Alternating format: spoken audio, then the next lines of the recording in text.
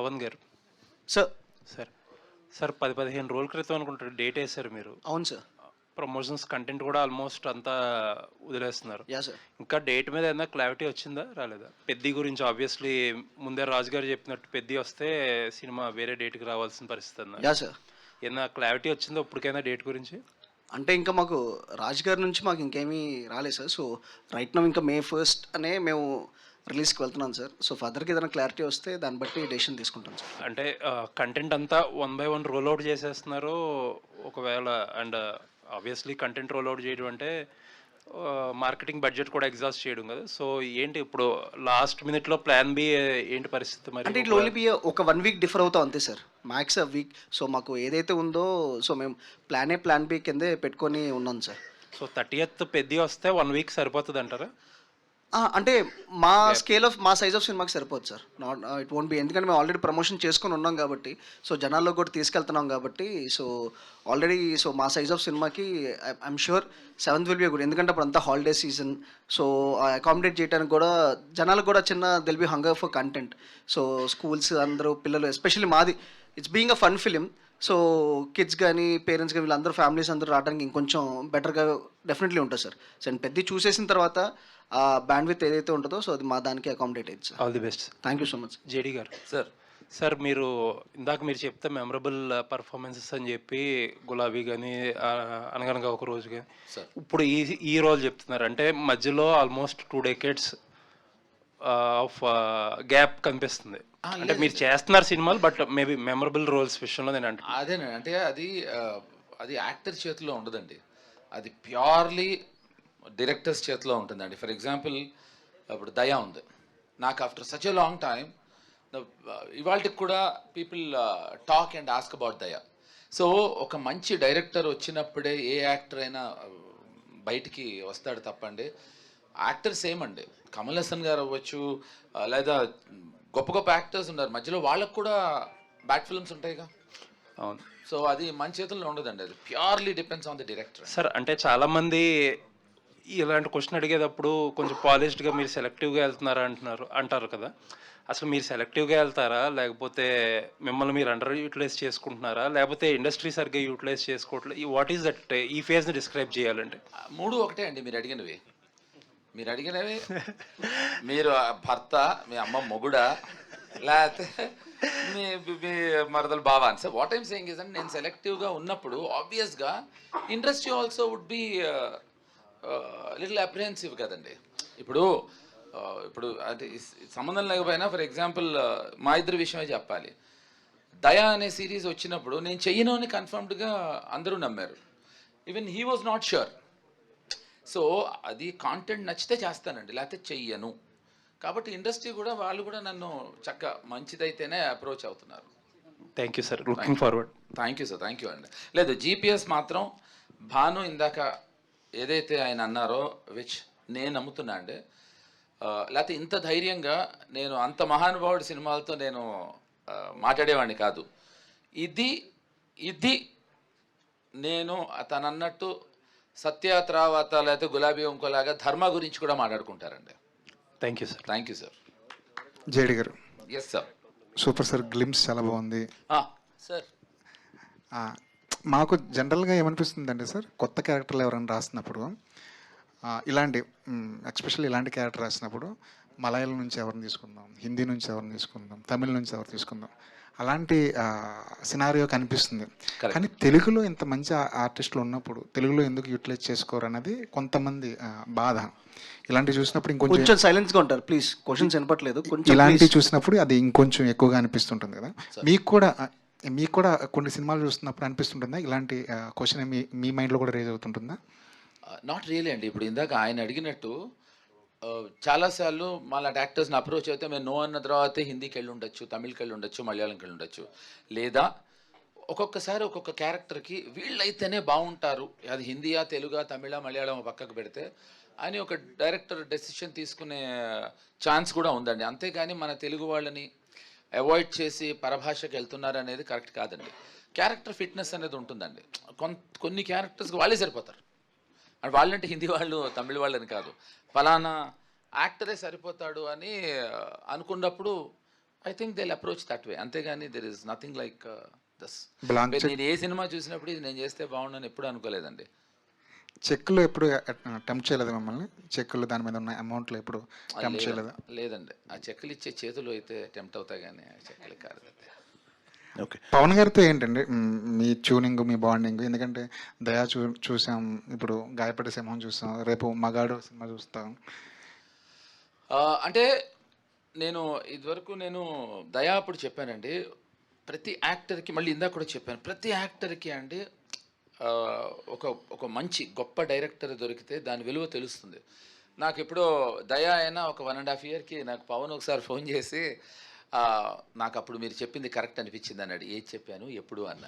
దయా అప్పుడు ఎందుకు అంటే అది అదేదో వేరే కాంటెక్స్లో, అది ఆకాశంలో ఒక తార సినిమా గురించి మాట్లాడుతూ ఒక కాంటెక్స్లో ఫోన్ చేసి చెప్పినప్పుడు, ఇప్పుడు ఏంటంటే అండి మా ఇద్దరు రిలేషన్ అంటే because a fantastic director and fabulous director.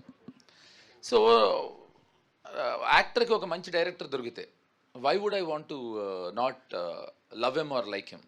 ఇప్పుడు కశ్యప్ ఉన్నాడు, ఇప్పుడు Kashyap is also very good director, so why would I want to miss him. So I love him also and I like him also.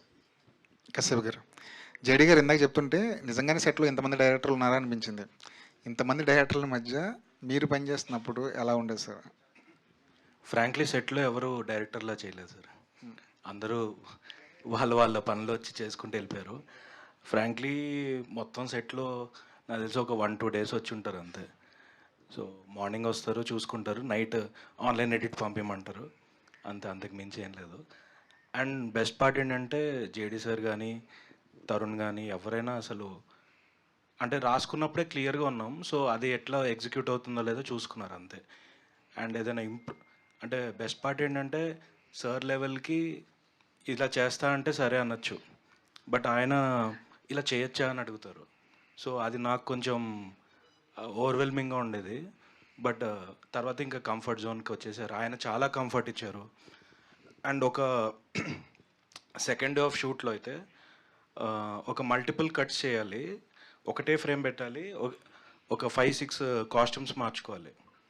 So క్యారవాన్కి వెళ్ళడం late అవుతుందని పక్కనే వాళ్ళ staff కానీ అందరినీ టీంని అడ్డం పెట్టేసుకుని షర్ట్ చేంజ్ చేసుకున్నారు. So I don't know, I mean ఇప్పట్లో చిన్న ఇన్ఫ్లుయెన్సర్స్ ఎవరైనా ఫేమస్ అయితే కూడా వాళ్ళు చేసే బిల్డప్ అదంతా వేరే లెవెల్లో ఉంటుంది. ఆయన వచ్చి జస్ట్ ఇలా అడ్డం నుంచోండి అన్నారు. నేను అప్పటికి ఏం చేశానంటే, సరే ప్యాంట్ బ్లాకే ఉంది కదా సార్, దీని మీద కవర్ అయిపోద్ది అంటే, ప్యాంట్ మార్చాలంటున్నావు కదా, వేరే దానికి కాంబినేషన్ కదా నీకు ఎందుకని మళ్ళీ టవల్ ఏదో అడ్డం పెట్టేశారు రంగ గారు అని మార్చేసుకున్నారు. అంటే సెట్ మధ్యలో పక్కన చిన్న ర్యాక్స్ ఉంటే అక్కడికి వెళ్ళి మార్చుకున్నారు. అంటే ఐ డోంట్ థింక్ అంటే ఆయనంత ఎక్స్పీరియన్స్కి అసలు అలా ఎవరు చేయరు. And that second day of film. So అలాంటి కంఫర్ట్ ఒకరు ఇస్తుంటే ఇది ఓవర్వెల్మింగ్ అండ్ అది వేరే లెవెల్. ఇప్పుడు ఇక్కడ అసలు డైరెక్టర్ ఇవన్నీ కాదు, అసలు అది ఓకే ఇలా ఉండాలేమో అనే ఫీలింగ్ వచ్చేలాగా చేశారు. So thank you so much sir. Comedy రాయడంలో చాలా కష్టం ఉంటుంటారు, కామెడీ రాయడం చాలా కష్టం ఉంటుంటారు. ఆయన మిమ్మల్ని జంజాల గారితో పోల్చారు. అంతమంది రమణ గారు కానీ జంజాల గారు కానివ్వండి, మధ్యలో చాలామంది ట్రెండ్లు మార్చుకుంటూ వచ్చారు. ఇప్పుడు ట్రెండ్ మారిపోయింది. అనుదీప్ లాంటి రైటరు కామెడీని కొత్త టైప్లో ప్రజెంట్ చేస్తున్నారు కదా. కామెడీ రాసే విషయంలో, ఈ స్క్రిప్ట్ విషయంలో మీరు ఫాలో అయిన ప్యాటర్న్ ఏమైనా కొత్తగా ఏమైనా అనిపించిందా? సార్ యాక్చువల్లీ అలా ఫాలో అవ్వాలని ఏం చేయలేదు, బట్ నాకు జంజల్ గారు, క్రేజీ మోహన్ గారు వీళ్ళంతా నాకు అంటే మనం పంచతంత్ర సినిమా ఎన్నోసార్లు చూసుంటాం, జంజల్ గారి సినిమాలు ఎన్నోసార్లు చూసుంటాం. అది సబ్కాన్షియస్గా వాళ్ళని ఇన్ఫ్లుయెన్స్ అయిపోతాం అంతే పెద్ద ఫాలో అని కాదు, వాళ్ళు అదే వస్తుంది మనకి, ఇంకోటి రాదు. ఇప్పుడు కొన్ని పంచులు వేస్తే మనం త్రివిక్రమ్ గారి సినిమాల్లో పంచులు వాడతాం డైలీ లైఫ్లో. సో అదే స్క్రిప్ట్లో రాసేటప్పుడు రిఫ్లెక్ట్ అయింది అంతే. అంతకుమించి వాళ్ళని కంపేర్ చేసే అంత సీన్ నాకు లేదు, but it's a compliment. So thank you అంతకుమించి ఏం చెప్తాం. అంటే సారీ, ఇప్పుడు మా సీనుకి ఒక kind of terrific sense of humour ఉంటే దీనికి అంటే I don't think it's the same. అంటే మళ్ళీ నువ్వు మా సీను లాంటిదే అనుకుంటారేమో. సీను ఒక different kind of sense of humour and దీనికి ఒక యూనిక్ సెన్స్ ఆఫ్ హ్యూమర్ అండి. అంటే అక్కడ నవ్వుకుంటాం, ఇంటికి వచ్చిన తర్వాత నవ్వుకుంటాం, అది అర్థమైన తర్వాత నవ్వుకుంటాం. All the best sir. Thank you sir.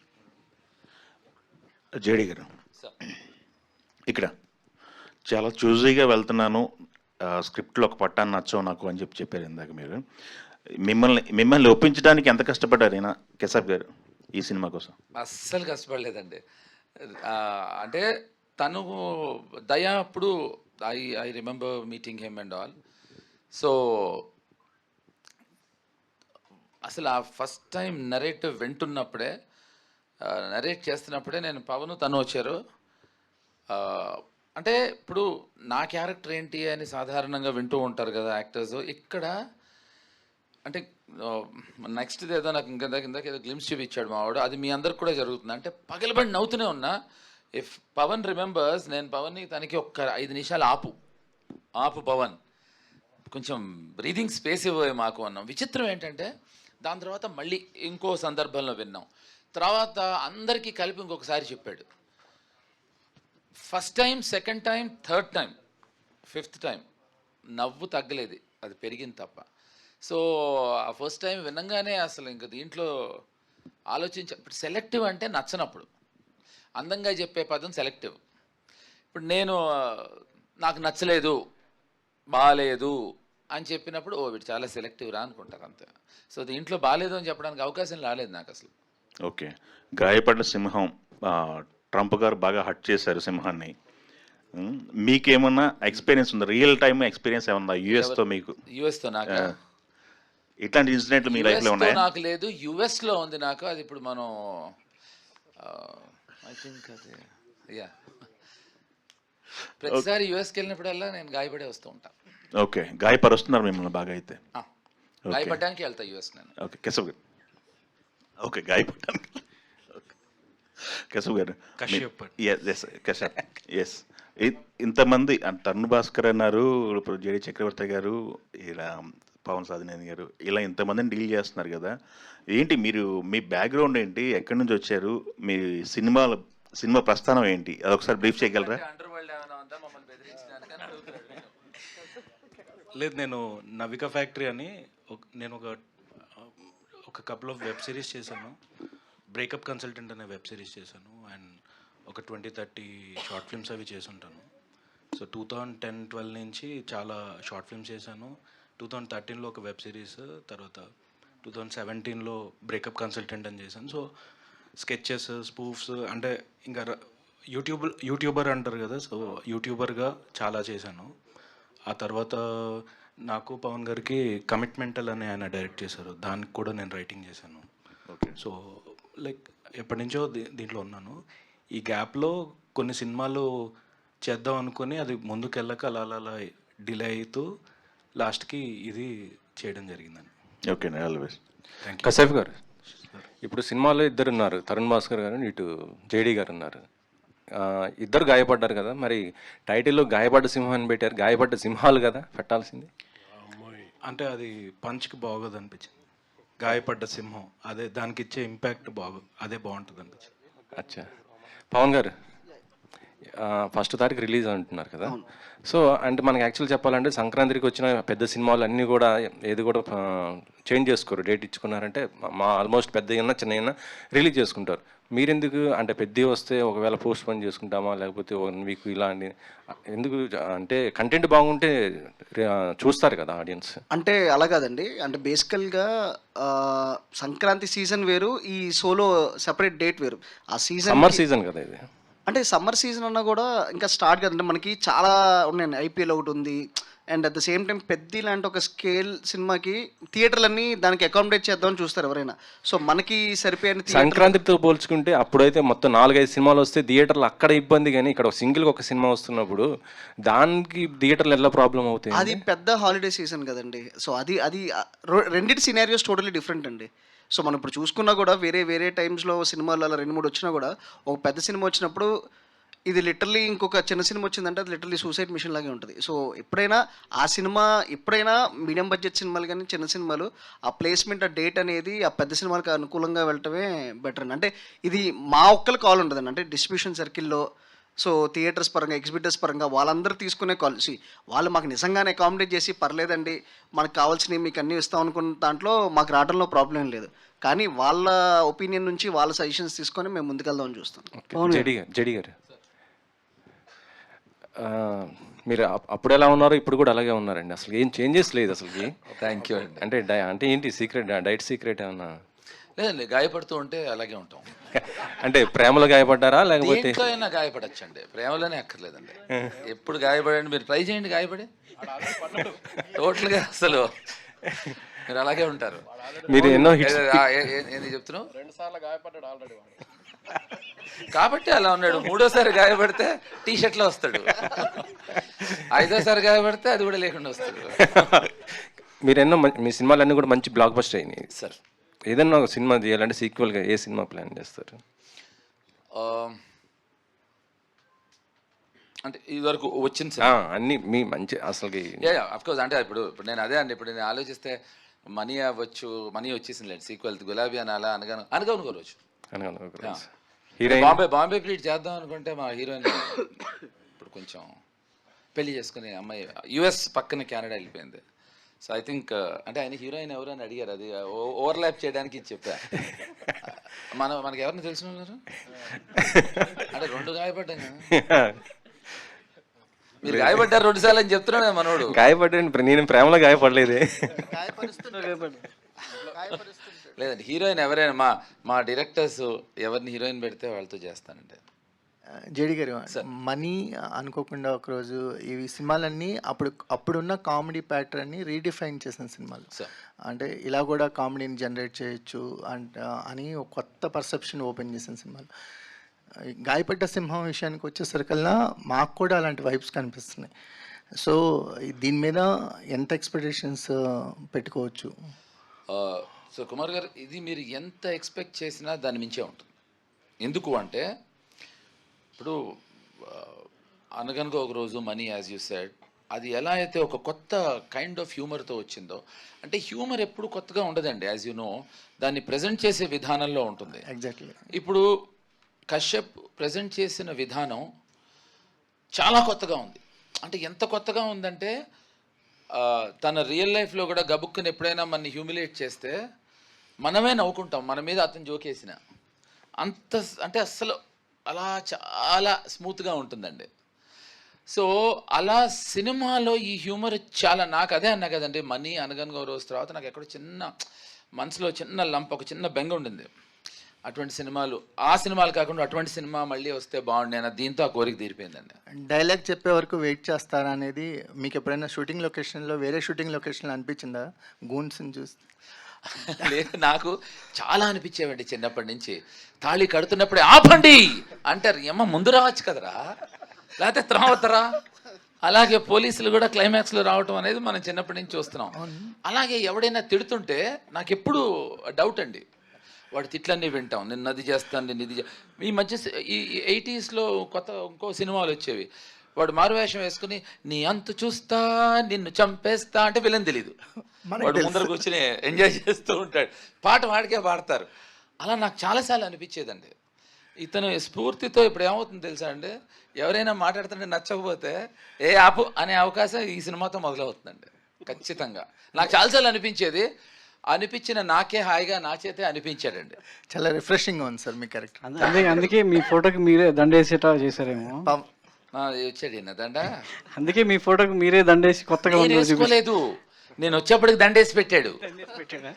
ఏంటి దండేసావన్నా అది అని చెప్పాడు. ఫస్ట్ కాపీని రావాలి కదా నా ఫోటోకి, నాకు దండేసాడు, నాకు నవ్వొచ్చింది. మళ్ళీ అది శివలో ఫోటో, అది చెప్పను నేను, ఇంకా అది చెప్పను నేను. నాకు నా దండ చూసి నవ్వొచ్చింది. అంటే ఇప్పుడు మేమెవ్వరం కామెడీ చేసేయం, మేము కామెడీ చేసేయం, అది కామెడీ జరిగిపోతూ ఉంటుంది అలా అనమాట. అలానే ఉంటేనే ఆడియన్స్ నవ్వగలరు కదా, మీరు నవ్వుతూ ఆడియన్స్ నవ్వించాలంటే కష్టం కదా. కాదు, విషయం చెప్పనా అండి, మనం ఆడియన్స్ అంటాం, ఫస్ట్ ఆడియన్స్ మేమే అండి. ఇప్పుడు సెట్లో మనం చేస్తుంది, సెట్లో వాళ్ళు నవ్వితే దెర్ ఆల్ ఆడియన్స్ అండి. మనం ఎక్కడో తెలియని ఆడియన్స్ అనేది, అది ఎక్కడి నుంచి ఎవరు కాయిన్ చేశారో తెలియదు, కొత్తగా ఇంకోటి మొదలెట్టారు ప్రేక్షక దేవుళ్ళు అని. ఎవడరా అది కాయిన్ చేసిద్ది, చంపుతున్నారండి. ఏమండి, మనందరం కూడా ఆడియన్స్, మనందరం దెయ్యాలం, ప్రేక్షక దెయ్యాలం మనం. సో దేవుళ్ళు కాదండి, దెయ్యాలే. ఎందుకంటే చూసీగా ఉంటాం మనం, ఎవరింటికి వెళ్ళి ఎవరితో దూరిపోవాలా, ఎవరి శరీరంలో దూరాలనే దెయ్యం చూసీగా ఉంటుంది. అలా ఆయన 2 సార్లు గాయపడ్డాడు కదా అని దెయ్యం ఆయన ఇంటికి వెళ్దాం. ఇప్పుడు మరి దయా కాదు, థియేటర్స్ టెంపుల్ అంటారు కదా, దాన్ని ఎలా డిఫైన్ చేస్తారు?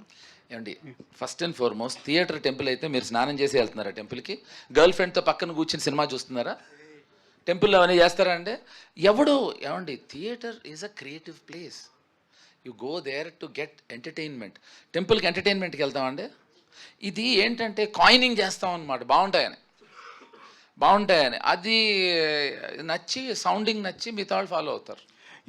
జేడి గారు, మీ టీమ్ రామ్ గోపాల్ వర్మ గారు కానీ మీరు కానీ నాట్ ఓన్లీ యాక్టర్స్, మీ టీంలో ఇంటెన్స్ రైటర్స్ ఉండేవారు. బట్ అదంతా కూడా ఇప్పుడు ఆగిపోయింది. అనురాగ్ కశ్యప్ గారు కూడా రైటర్ అనేసి యాక్టర్ అయిపోయాడు. సో అదంతా అంటే కంప్లీట్గా షట్ డౌన్ అయిపోయిన పరిస్థితి ఉంది ఆ ఇంటెన్స్ రైటింగ్ అనేది. సో అది ఆ ఫీలింగ్ అనేది ఉందా? మీరు కూడా ఒక ఇంటెన్స్ రైటింగ్ డైరెక్షన్ చేశారు కదా. కరెక్ట్ అండి. అంటే it's a very very thoughtful question. But what I'm saying is sir, ఇప్పుడు పెండి కొద్దీ రొట్టె. ఇప్పుడు సపోజ్ రేపు బాను సినిమా తీసి నాకు ఒక ఇంటెన్స్ రైటింగ్ స్టోరీ కావాలంటే, లేదా తను ఒక ఇంటెన్స్ స్టోరీ కావాలంటే probably we would come out with that. ఇప్పుడు as you know the trend is, చెప్పే కదండి, ఈ ప్రేక్షక దేవుళ్ళకి నచ్చిందని ఏదో ఒక ట్రెండ్ ఉంటే, ఇప్పుడు బాంబేలో కొత్త ట్రెండ్ ఏంటి తెలుసా మీకు? నేను పెద్ద ప్రొడ్యూసర్ మొన్న రైటర్స్కి చెప్తున్నాడు, మినిమం 3.5 hours లేకపోతే సినిమా నాకు వద్దన్నాడు. ఇదేమో ఇది ఎక్కడ కూడా రా, నిన్నటి వరకు ఏమో మాకు 2 hours 20 ఏదో లెక్క, 2 hours 24 minutes 35 seconds కన్నా ఎక్కువ ఉండకూడదని. So the whole thing is, ఇప్పుడు 4 గంటల సినిమా సూపర్ డూపర్ హిట్ అయింది కదా, so everybody thinks minimum 3.5 hours ఉండాలి. సో రైటింగ్ కూడా అంతే అండి. Intense writing is nothing got to do with films అండి, it is got to do with directors. ఇప్పుడు నేను ఒక రైటర్గా, ఇప్పుడు నేను రైటరే, రాము గారి సినిమాలు చాలా రాశాను. ఒక రైటర్గా director has to ask me అండి, ఒక ఇంటెన్స్గా నాకు ఇంటెన్సిటీతో ఉండే, ఇప్పుడు వాళ్ళకి కావాలి అన్నప్పుడు వాళ్ళు వస్తారండి. అనురాగ్నే నేను వాడికి చెప్తానండి, నా దగ్గర కూడా అసిస్టెంట్ అండి వాడు, ఖచ్చితంగా వాడిని యాక్టర్ అయి తప్పైందని మీరు అన్నారని వాడికి చెప్తానండి. దురంధర్ చూసిన తర్వాత మీకు పాత రోజులు అంటే మీ రోజుల్లో చేసిన వర్క్ అదంతా గుర్తుంది. వర్మ గారు అసలు కంప్లీట్ ఎలివేషన్ ఇస్తున్నారు. కాదండి, అసలు ఆ అవకాశం ఆదిత్యధర్ గారు ఇవ్వట్లేదు. నేను సత్యనే తీసాను ఆయనే అంటున్నారు. సో అవకాశం ఇవ్వట్లేదు ఆయన, ఆ రోజుల్లో అనే అవకాశం ఇవ్వట్లేదు. ఆ రోజుల్లో కూడా ఈ రోజుల్లాగే ఆ రోజులతో తీసిందే ఈరోజు తీసాను అని ఆయనే అంటున్నప్పుడు, సో యూ ఫీల్ హ్యాపీ అండి. అండ్ ఇప్పుడు your work, if someone recognises your work, అంతకు మించి క్రెడిట్ ఉండదండి. ఇప్పుడు ఇందాక భాను చెప్పినట్టు నాకు ఈ సినిమా తర్వాత ధర్మ అనుకోవాలని, లేదా పవన్ చెప్పినట్టు, కశ్యప్ చెప్పినట్టు, it's someone is remembering your work. I think that itself is a great compliment అండి. All the best sir. Thank you sir, thank you అండి. జేడి గారు సార్, ఇక్కడ సార్ మీ చేతి మీద టాటూ ఏమో సత్య అని ఉంది, అక్కడ బ్యాక్గ్రౌండ్లో ఫోటోకి దండేసి ఉంది. సత్య అనేది మీ ఐకానిక్ మూవీ. సో ఈ సినిమాలో సత్య రిఫరెన్స్లు ఏమన్నా ఉంటాయా ఎక్కువగా? అంటే మీ రోల్ ధర్మ అని ఉంది ఇక్కడ, అంటే సత్య మీ ఫాదర్ లాగా అలాంటి రిఫరెన్స్లు ఏమన్నా ఉంటాయా? ఇప్పుడు నన్ను తిట్టాడా పొగిడా? సత్య ఐకానిక్ రోల్స్ అంటే మీరు కాదు, ఇప్పుడు ఇది అన్యాయం కదా. పొగిడారా? అచ్చా, అయితే ఓకే, ఫాదర్ ఓకే. నేను కొంచెం డైగ్రెస్ అయ్యాను. సి అంటే తను ఏం చేస్తాడంటే అండి, నేను అదే చెప్పా, మేమందరం భయపడుతూ ఉంటాం, ఏదైనా కొత్త సినిమా రిలీజ్ అయితే చాలు మా Kashyap he knows how to use it. దీనికి రిఫరెన్సెస్ లేదా దాని నుంచి తీసుకోవటం లాంటివి ఏం కాదండి. But there is some reference to my character, but సత్యాకి దీనికి సంబంధం లేదండి అసలు. జేడి ఇక్కడ ఇప్పుడు అడుగుతా, దయా చేసిన కదా మీరు ఇద్దరు కలిసి, దయాలో ఉన్న బ్యాలెన్స్ వర్కౌట్ చేయడం కోసం ఈ సినిమా చేసిన, నిజంగానే క్యారెక్టర్ నచ్చి స్టోరీ నచ్చి చేసినావా? దయాలో బ్యాలెన్స్ వర్కౌట్ ఎట్లా చేస్తామే? దయాకి దీనికి ఏ సంబంధం లేదు. మొన్ననే పైగా నేను దయా మళ్ళీ సినిమా తీద్దాం అనుకుంటున్నా అని చెప్పిండు ఆయన. దయాకి దీనికి అసలు సంబంధం లేదు, ఇట్లా అసలు సంబంధమే లేదు. ఇప్పుడు జేడి అనే వ్యక్తి చాలా రోజులు అయింది ఆన్ స్క్రీన్ మీద, అంటే థియేటర్లో రిలీజ్ కాక.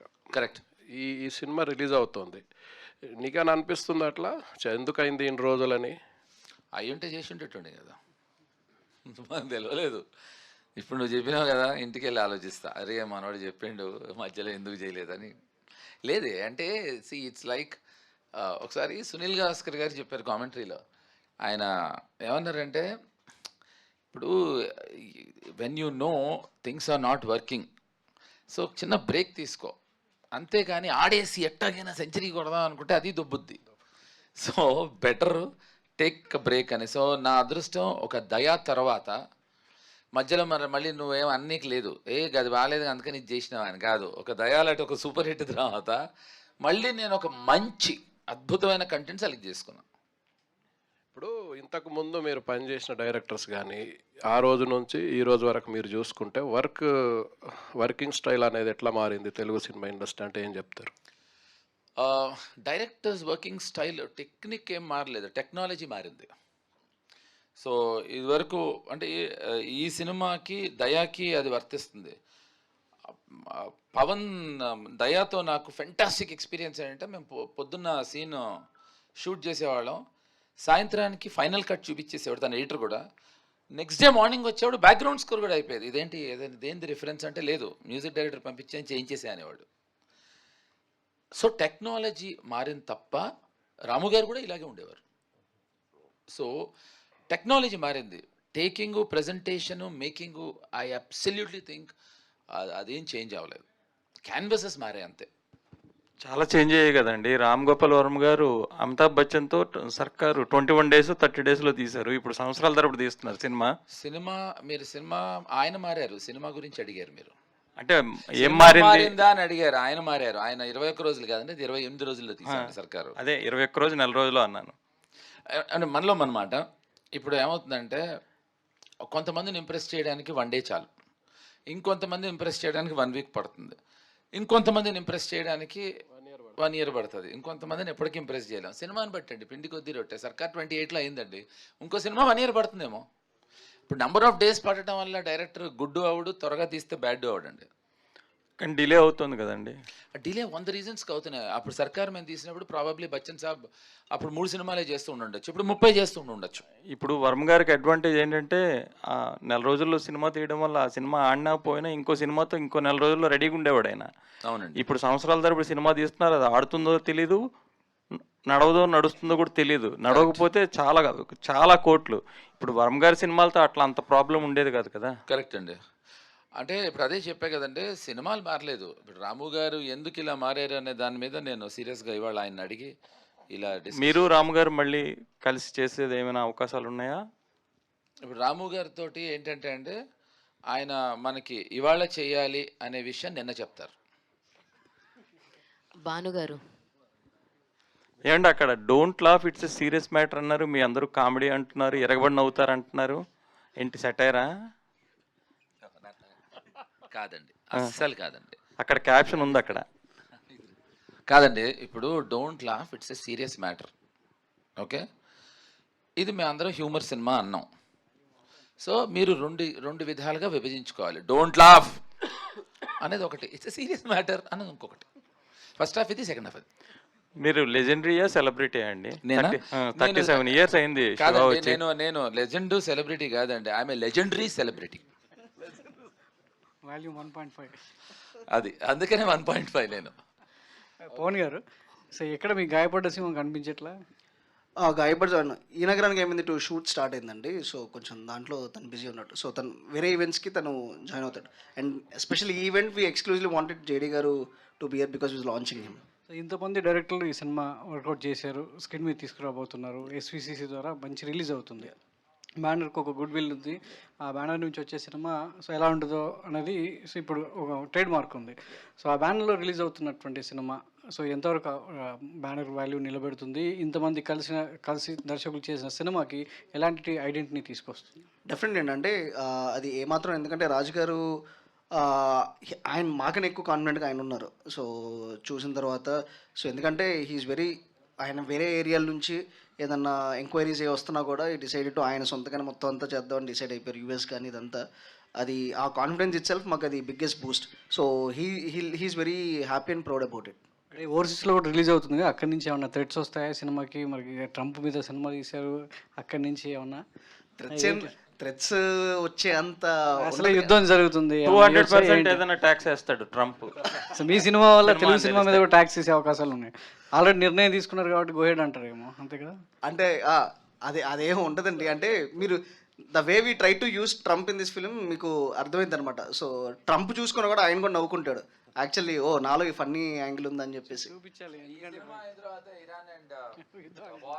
ఆ వార్ చెప్పండి మైక్లో చెప్పండి. వెల్ ఈ సినిమా నాకు తెలిసి గైస్ ఫస్ట్ ఆఫ్ మే నుంచి వార్ ఆగిపోబోతుంది.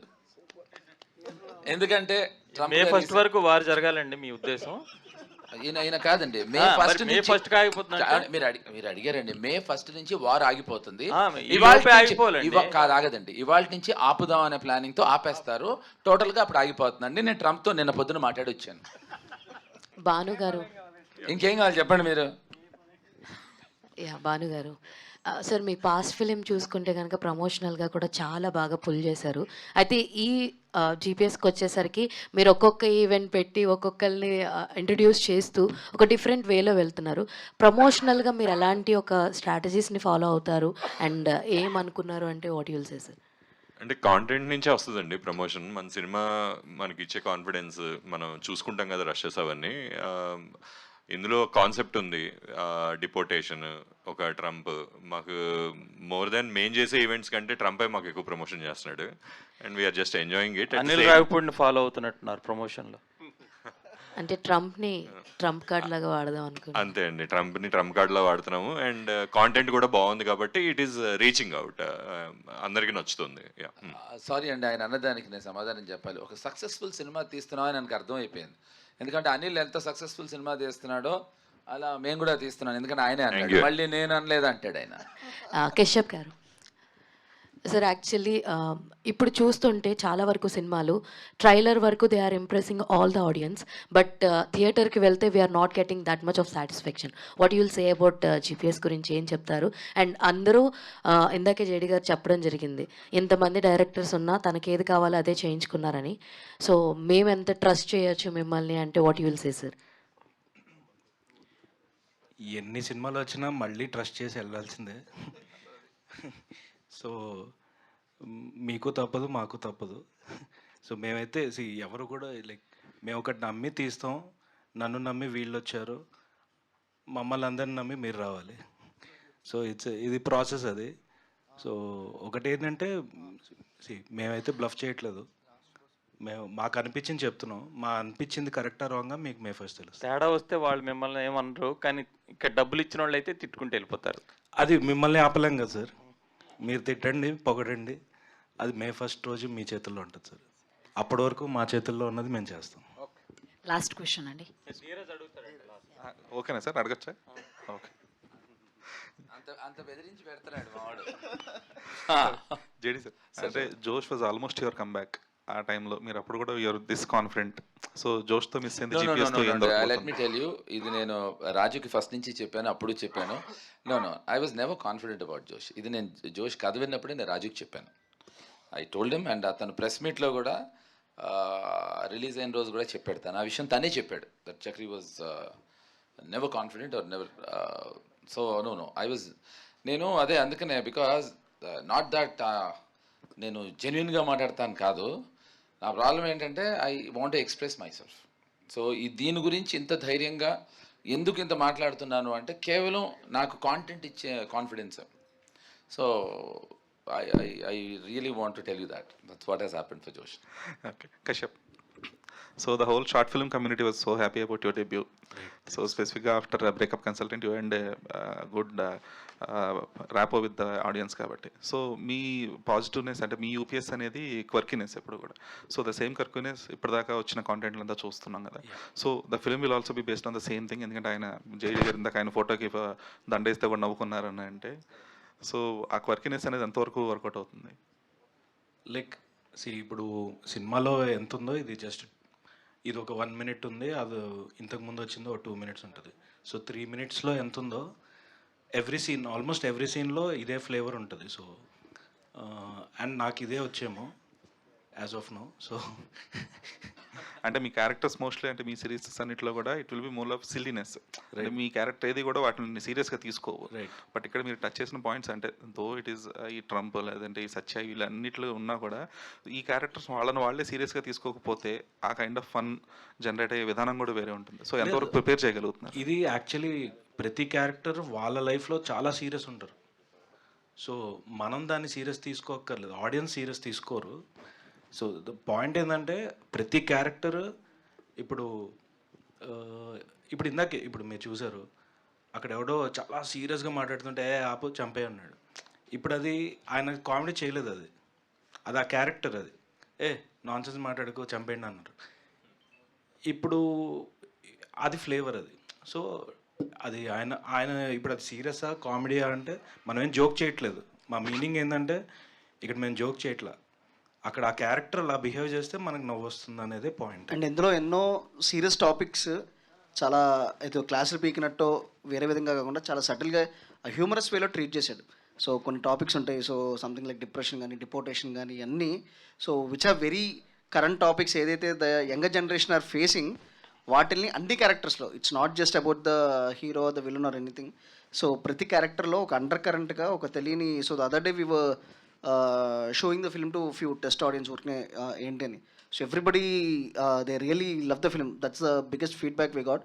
అండ్ వాళ్ళు మేమే ఎక్స్పెక్ట్ చేయింది వాళ్ళు అండర్ కరెంట్ వాళ్ళు చెప్పిందంటే the so many nice points that you discussed in to it in a very humorous way. So అది రేపు చూసినప్పుడు మీకు అర్థమవుతుంది. మీరు బ్రేకప్ కన్సల్టెంట్లో కూడా చూస్తే ఒక ఇంపార్టెంట్ బ్రేకప్స్ డిప్రెషన్ గురించి జోక్ చేస్తుంటాం. సో అది it's kind of my flavour I guess. So ఇదే రిఫ్లెక్ట్ అవుతుంది. ఓకే, థ్యాంక్ యూ అండి. వెబ్ అండ్ ఎలక్ట్రానిక్ మీడియా వాళ్ళందరికీ కూడా మరోసారి థ్యాంక్ యూ తెలియజేస్తున్నాం. And we wishing you all the very best to the entire team. Thank you everyone. Sir మరోసారి మీ glimpse చాలా అద్భుతంగా ఉంది, చాలా బాగుంది. Congratulations for that. Thank you so much.